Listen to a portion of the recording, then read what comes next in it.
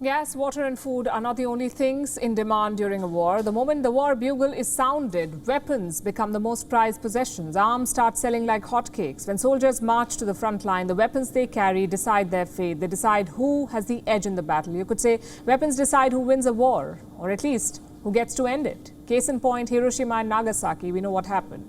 And so it is with the war in Ukraine too.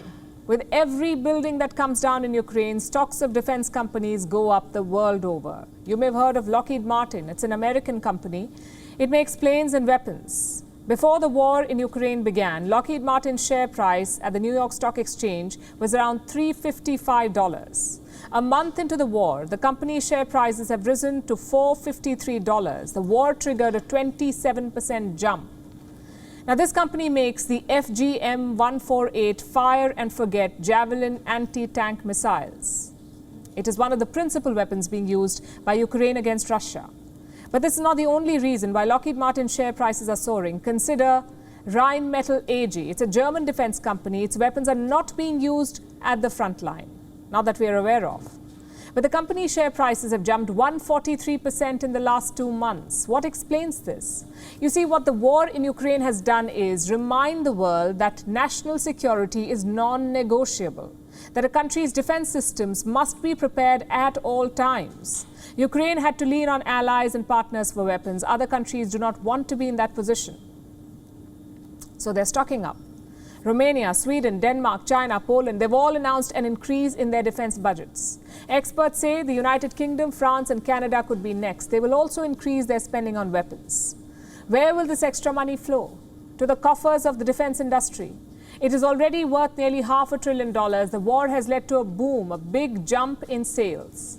The European Union has made an announcement. It will buy and deliver €450 million worth of arms to Ukraine. The US has pledged military aid worth $350 million, also 90 tons of military supplies.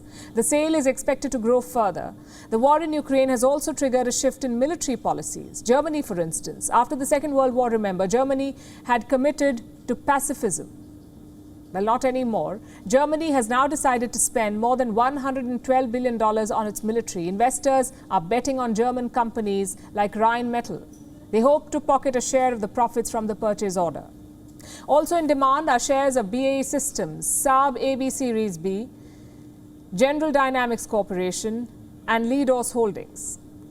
Experts predict a rise in orders of weapons this year. They say military spending could go up by 50% in the next 5 years. Which countries will benefit the most? These 10 countries have a monopoly on the world's arms trade. The United States, Russia, France, Germany, China, Israel, Italy, South Korea, Spain, and the United Kingdom.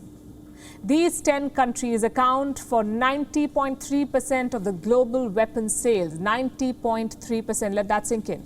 10 countries. The first 5 countries alone sell more than 75% of the total arms. I'm talking about the US, Russia, France, Germany, and China. The second half sell more than 14% of the total arms. The rest of the world put together sells less than 10%. Where do you think India figures in the global picture? India sells 0.2% of the total weapons in the world. So every time a war breaks out, these countries, the ones marked in the map, stand to profit the most. But recently, Israel-based Haaretz published a report. It said that Israel's defense industry will be the early winner of the Ukraine war. Israel enjoys around 3% of the global arms sale, 3%. It is far behind the US or Russia, but this publication was right. Look at what today's headline says. Germany is considering buying a missile defense system, and they're looking at Israel's Arrow 3 system. This is how the economics of war works. And this is just one example. The larger story tells the bitter truth of war. It is bloody, but it's good for business. WION is now available in your country. Download the app now and get all the news on the move.